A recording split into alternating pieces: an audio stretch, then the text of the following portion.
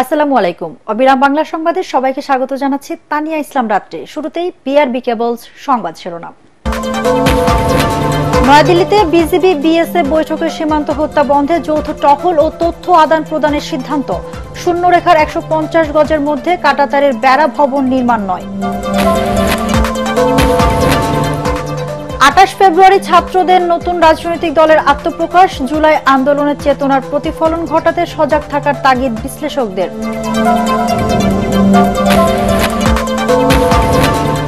৩ দশক ধরে ঝুলে আছে চট্টগ্রামের কর্ণফুলী আবাসিক প্রকল্পের ৫১৯ প্লট গ্রহীতার ভাগ্য। অপূর্ণই রয়ে গেছে বাড়ি বানানোর স্বাদ।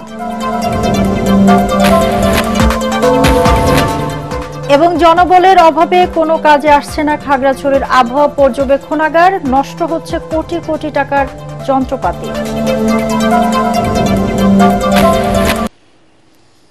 শুনছিলেন বিআরবি কেবল সংবাদ শিরোনাম, এবার বিস্তারিত। সীমান্তে নিরস্ত্র নাগরিকদের উপর গুলি চালানো, হত্যা, আহত বা মারধরের ঘটনা শূন্যে নামিয়ে আনতে যৌথ টহল বৃদ্ধি, গোয়েন্দা তথ্য আদান প্রদানের সিদ্ধান্ত নিয়েছে ভারত ও বাংলাদেশের সীমান্তরক্ষী বাহিনী। নয়াদিল্লিতে বিজিবি বিএসএফ মহাপরিচালক পর্যায়ের ৪ দিনের সীমান্ত সম্মেলন শেষে যৌথ বিবৃতিতে এই সিদ্ধান্তের কথা জানানো হয়। এছাড়া সীমান্তের ১৫০ গজের মধ্যে কাঁটাতারের বেড়া ও স্থাপনা নির্মাণ বন্ধের সিদ্ধান্ত নেওয়া হয়। ১৭ থেকে ২০ ফেব্রুয়ারি পর্যন্ত চলা এই ৫৫তম সম্মেলনে বিজিবির ১৩ সদস্যের প্রতিনিধি দলের নেতৃত্ব দেন মহাপরিচালক মেজর জেনারেল মোহাম্মদ আশরাফুজ্জামান সিদ্দিকী। অপরদিকে বিএসএফ পরিচালক দলজিৎ সিং চৌধুরীর নেতৃত্বে ১৩ সদস্যের প্রতিনিধি দল সম্মেলনে অংশ নেয়। বিজিবির পক্ষ থেকে জানানো হয়েছে, বৈঠকে সীমান্তে শান্তি শৃঙ্খলা ও নিরাপত্তা নিশ্চিত করতে সমন্বিত সীমান্ত ব্যবস্থাপনা পরিকল্পনা কার্যকরভাবে বাস্তবায়নের উপর গুরুত্বারোপ করেন বিজিবি মহাপরিচালক। অপরদিকে ভারত বাংলাদেশে মাদক, অস্ত্র পাচার, স্বর্ণসহ অন্যান্য চোরাচালান রোধ, অবৈধ অনুপ্রবেশ এবং সীমান্তে সন্ত্রাসী কর্মকাণ্ডের মতো অপরাধ দমনের প্রয়োজনীয়তার উপর জোর দেয়।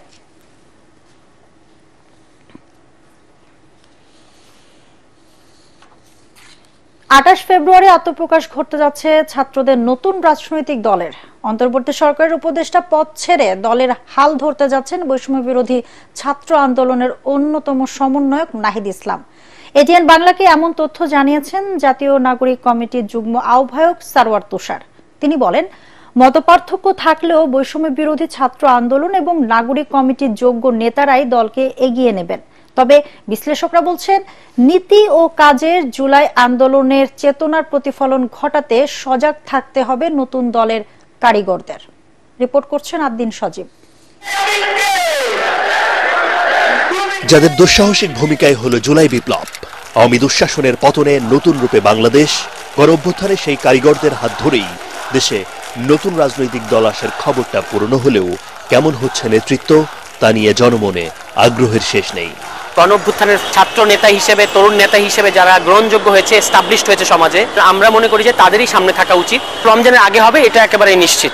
বেশ কয়েকটা উপকমিটি হয়েছে, আগামী ২-৩ দিনের মধ্যে হয়তো আমরা একদম চূড়ান্ত তারিখটা নির্ধারণ করতে পারবো। আমাদের কাছে আর কোনো অপশন নাই। আজকে হয় আমরা দাবি আদায় করে আমরা ঘরে ফিরবো, অথবা আমাদেরকে এই দেশ ছেড়ে চলে যেতে হবে। তবে সরকারি পদ ছেড়ে তথ্য উপদেষ্টা নাহিদ ইসলাম নতুন রাজনৈতিক দলের আহ্বায়ক হচ্ছেন এটি প্রায় নিশ্চিত, বলছেন গণঅভ্যুত্থানের এই কারিগর। আহ্বায়ক হিসেবে নাহিদ ইসলামকে সবাই চায়।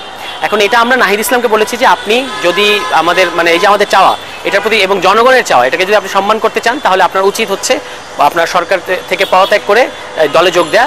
সিদ্ধান্ত নাহিদ ইসলাম নেবে। নাহিদ ইসলাম বলেছেন যে তিনি ভাবছেন এই ব্যাপারে। দল গঠন নিয়ে সাম্প্রতিক সময়ে নিজেদের মধ্যে কিছুটা মত পার্থক্য সামনে এলেও তাকে বড় করে দেখছেন না জাতীয় নাগরিক কমিটির এই নেতা। বাম ডান, কে সাবেক শিবির কিংবা কে সাবেক ইসলামপন্থী, কে সাবেক বামপন্থী, এই ধরনের বিভাজন আমরা করি না। যে কোনো সিদ্ধান্ত সংগঠনের ফোরামের মধ্যে হবে। কেন্দ্রীয় সদস্যদের ১৮৭ জনের মধ্যে ১১০ জনের বেশি সদস্যদের উপস্থিতিতে আমরা একটা খুব সুন্দর হৃদ্যতাপূর্ণ সাধারণ সভা করেছি। পুরো বডি একসাথে থেকে এই রাজনৈতিক দলটা জনগণকে উপহার দেব, এ ব্যাপারে ঐক্যবদ্ধ সিদ্ধান্ত হয়েছে।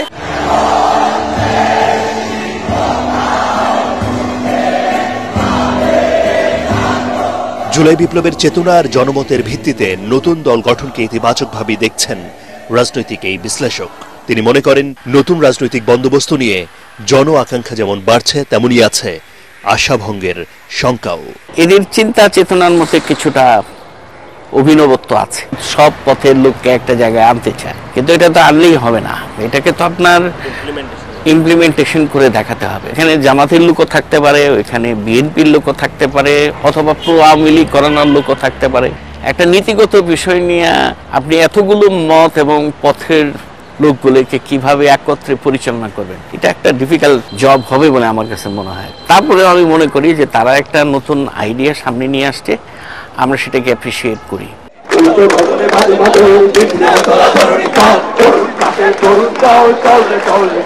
সবকিছু ছাপিয়ে পেশিশক্তি ও অর্থের প্রভাব কাটিয়ে তরুণরা কতটা রাজনৈতিক ধারা তৈরি করতে পারবে তা সময়ই বলে দিবে। আদ্দিন সজীব, এটিএন বাংলা, ঢাকা।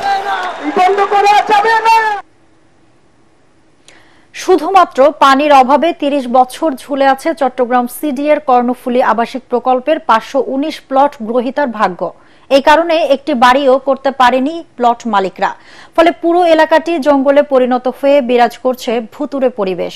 আর নিজের প্লটে বাড়ি করার অপূর্ণ বাসনা নিয়ে এরই মধ্যে পৃথিবী ছেড়েছেন বহু প্লট মালিক। চট্টগ্রাম থেকে আবুল হাসানাতের তথ্য ছবি নিয়ে আসিফুর রহমান সাগরের রিপোর্ট। আবাসন সংকট সমাধানের পাশাপাশি মহানগরীর ওপর চাপ কমাতে চট্টগ্রাম উন্নয়ন কর্তৃপক্ষ সিডিএ কর্ণফুলী নদীর তীরে মইজ্জারটেকে কর্ণফুলী আবাসিক এলাকা প্রকল্পের কাজ শুরু করে। ৫১.৬৭ একর জায়গার উন্নয়ন শেষে সিডিএ ৫১৯টি প্লট, রাস্তাঘাট এবং ড্রেন সহ বিভিন্ন সুবিধা তৈরি করে প্লট বরাদ্দ দেয়। এরপর পেরিয়ে গেছে ৩০টি বছর। শুধু পানির সমস্যার সমাধান না হয়, একটি বাড়িও নির্মাণ করতে পারেননি প্লট মালিকরা। পুরো এলাকাটি পরিণত হয়েছে জঙ্গলে। সর্বোচ্চ মূল্য দিয়ে সে সময় এগুলো আমরা কিনেছিলাম। অনেক প্লট মালিক মারা গেছেন, আমার বাবাও মারা গেছেন, মাও মারা গেছেন, আমরা এখন বৃদ্ধ হয়ে গেছি, কিন্তু পানির অভাবে এই জনবসতিতে গড়ে ওঠেনি। সিডিএ যদি এরকম অবহেলিতভাবে প্লট করে মানুষকে, নিরীহ মানুষকে কষ্ট দেয়, তাহলে এই প্লটগুলি না করাচ্ছে না করাই ভালো। সিডিএ বলছে এলাকাটিতে যে সুপেয় পানির ব্যবস্থা নেই তা জানা যায় প্রকল্প বাস্তবায়নের পর। ১০০০ ফুট গভীরের পানিও লবণাক্ত। এখন খোঁজা হচ্ছে বিকল্প পথ। তো আমরা এখন একটা মেকানিজম ডেভেলপ করে নিচ্ছি। ওখানে যারা প্লটের মালিকরা আছে, সমিতি আছে, তাদের সাথে কথাবার্তা বলে তারা কিছু আমাদেরকে অর্থায়ন হয়তো পর্যায়ক্রমে কিস্তিতে করবে। সিডিএ কোনো লোন দিয়ে বা অন্য কোনোভাবে কোনো একটা মেকানিজমের মাধ্যমে ওয়াসার থেকে এই পানির ব্যবস্থা করা যায় কিনা আমরা আশাবাদী এটা আমরা কিছুদিনের মধ্যে করতে পারবো। ৩০ বছর পর নতুন করে সমাধানের আশায় বুক বেঁধেছেন প্লট মালিকরা। Bureau report, ATN Bangla. জনবল না থাকায় কোনোই কাজে আসছে না পার্বত্য খাগড়াছড়ি জেলার দীঘিনালায় অবস্থিত প্রথম শ্রেণীর আবহাওয়া পর্যবেক্ষণাগারটি। আবহাওয়ার পূর্বাভাস না পাওয়ায় প্রাকৃতিক দুর্যোগে ক্ষতিগ্রস্ত হচ্ছে পার্বত্য জেলা সহ সারা দেশের মানুষ। ১ দশকেরও বেশি সময় ধরে অকার্যকর থাকায় নষ্ট হচ্ছে আধুনিক সব যন্ত্রপাতি। খাগড়াছড়ির প্রতিনিধি আবু দাউদের রিপোর্ট, জানাচ্ছেন আসিফুর রহমান সাগর। ২০১৪ সালে খাগড়াছড়ির দীঘিনালায় প্রতিষ্ঠা করা হয় প্রথম শ্রেণীর আবহাওয়া পর্যবেক্ষণাগার। পার্বত্য অঞ্চলের আবহাওয়া উপযোগী চাষাবাদের মাধ্যমে কৃষি উন্নয়নের লক্ষ্যে প্রায় ৫ কোটি টাকায় এটি নির্মাণ করা হয়। স্থাপন করা হয় আধুনিক সব যন্ত্রপাতি। অথচ শুধু লোকবলের অভাবে অকার্যকর হয়ে রয়েছে পর্যবেক্ষণাগারটি। মিলছে না আবহাওয়া সংক্রান্ত কোনো তথ্য। একজন সহকারী আবহাওয়াবিদ সহ ৮ জন লোকবল থাকার কথা থাকলেও প্রতিষ্ঠার ১১ বছরেও এখানে কাউকে পদায়ন করা হয়নি। প্রেষণে থাকা একজন বেলুন মেকার দিয়ে চলছে এই গুরুত্বপূর্ণ প্রতিষ্ঠানটি। এতে ক্ষুব্ধ প্রতিক্রিয়া জানিয়েছেন এলাকাবাসী। খাগড়াছড়িবাসী মানে ওটা আবহাওয়া অবস্থা নিয়ে আমরা উপকার পাচ্ছি না। বিভিন্ন দুর্যোগ, বিভিন্ন মোকাবেলার সংবাদ পাই না। কৃষির যে আর্দ্রতা জানার কথা সেগুলো আমরা জানতে পারতেছি না। অর্থাৎ জনবল না থাকার কারণে আমরা এই সুবিধা থেকে বঞ্চিত। বর্তমান সরকারের কাছে আমরা জানাতে চাই যেন এটা দ্রুত চালু করে। এদিকে ২৪ ঘন্টায় ৩ ঘন্টা পর পর ৮ বার আবহাওয়া তথ্য সংগ্রহ এবং রাজধানীতে প্রেরণের নিয়মিত কাজটিও বন্ধ হয়ে গেছে। ফলে ২টি পাকা ভবন, বিভিন্ন ধরনের মূল্যবান আবহাওয়া পরিমাপক যন্ত্র, আসবাবপত্র নষ্ট হওয়ার উপক্রম। এ প্রসঙ্গে দীঘিনালার উপজেলা নির্বাহী কর্মকর্তা মোহাম্মদ মামুনুর রশিদ বলেন, আবহাওয়া অফিসের জনবল দিতে ঊর্ধ্বতন কর্তৃপক্ষকে জানানো হয়েছে। কর্মকর্তা নেই, এছাড়া আমাদের অনেক দপ্তরেও নিয়মিত কর্মকর্তা নেই। আমরা প্রায়শই সবাই উদ্বোধন কর্তৃপক্ষের সাথে আলোচনা করে আমরা এখানে পদায়নের জন্য করে থাকি। খাগড়াছড়ি পর্যবেক্ষণাগারটি চালু করতে সরকার দ্রুত প্রয়োজনীয় জনবল নিয়োগ দেবে, এমনটাই প্রত্যাশা এলাকাবাসীর। Bureau report, ATN Bangla. 6 দফা বাস্তবায়নের দাবিতে খুলনা প্রকৌশল ও প্রযুক্তি বিশ্ববিদ্যালয় কুয়েটের উপাচার্য প্রফেসর ডক্টর মোহাম্মদ মাসুদের বাসভবনে তালা লাগিয়ে দিয়েছে শিক্ষার্থীরা। তবে উপাচার্য ও তার পরিবারের কেউ বাসভবনে নেই। পরিবার পরিজন নিয়ে ঢাকায় অবস্থান করছেন তিনি।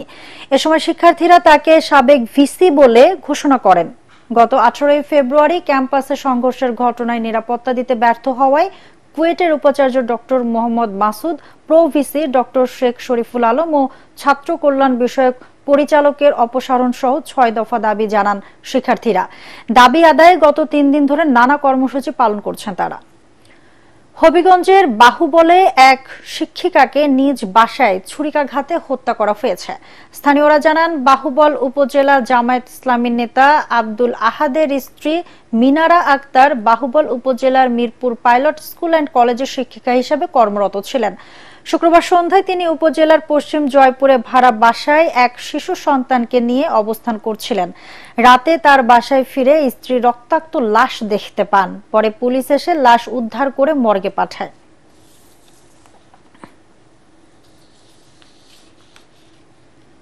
এবার আন্তর্জাতিক সংবাদ।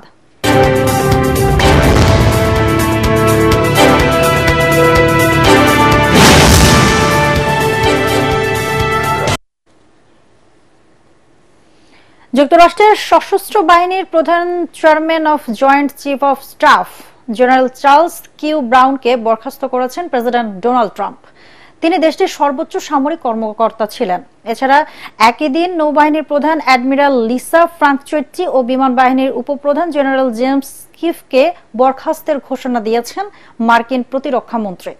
ট্রাম্প জানিয়েছেন, জেনারেল চার্লস কিউ ব্রাউনের জায়গায় বিমান বাহিনীর অবসরপ্রাপ্ত লেফটেন্যান্ট জেনারেল জন ডান কেইনকে দায়িত্ব দিয়েছেন তিনি, যা একটি অভূতপূর্ব সিদ্ধান্ত। কারণ এই সামরিক কর্মকর্তাকে অবসর থেকে ফিরিয়ে আনা হয়েছে এবং তিনি 4 স্টার জেনারেলও না। নিজের সামাজিক মাধ্যম ট্রুথ সোশ্যালে স্থানীয় সময় শুক্রবার ট্রাম্প এক পোস্টে এসব তথ্য জানিয়ে বলেন, জেনারেল চার্লস কিউ ব্রাউনকে ভালো, ভদ্রলোক ও অসাধারণ নেতা ছিলেন। এ সময় আরও কিছু সামরিক কর্মকর্তাকে বরখাস্তের ইঙ্গিত দেন তিনি।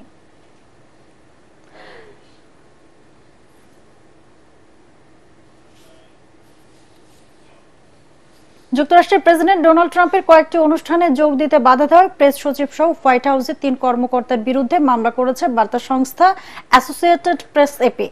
স্থানীয় সময় শুক্রবার ওয়াশিংটনের একটি ফেডারেল আদালতে মামলাটি করা হয়। মামলায় নাম আসা 3 জন হলেন হোয়াইট হাউসের প্রধান কর্মকর্তা সুসান ওয়াইলস, উপপ্রধান কর্মকর্তা টেইলর বুদোউইচ ও প্রেস সচিব ক্যারোলাইন লেভিট।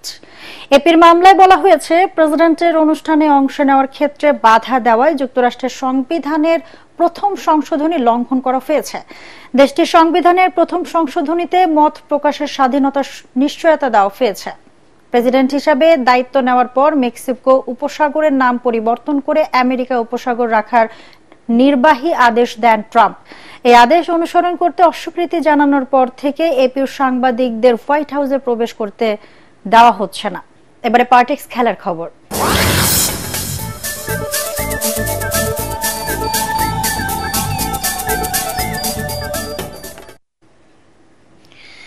চ্যাম্পিয়ন্স ট্রফিতে আফগানিস্তানকে 107 রানে হারিয়েছে দক্ষিণ আফ্রিকা। প্রোটিয়াদের দেওয়া 316 রানের লক্ষ্যে ব্যাটিংয়ে নেমে 208 রানে অল আউট হয় তারা।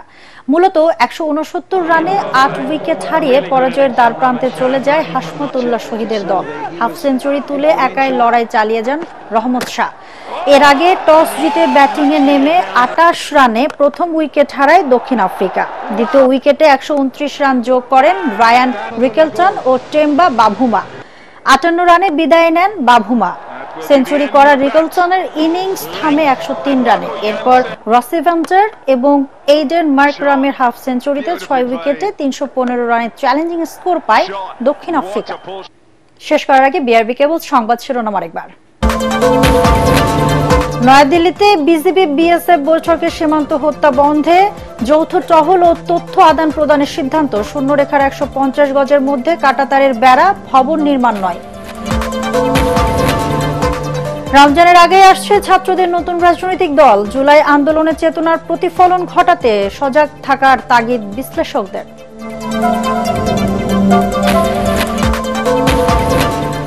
3 দশক ধরে ঝুলে আছে চট্টগ্রামের কর্ণফুলী আবাসিক প্রকল্পের 519 প্লট গ্রহীতার ভাগ্য, অপূর্ণই রয়ে গেছে বাড়ি বানানোর স্বাদ। এবং জনবলের অভাবে কোনো কাজে আসছে না খাগড়াছড়ির আবহাওয়া পর্যবেক্ষণাগার, নষ্ট হচ্ছে কোটি কোটি টাকার যন্ত্রপাতি।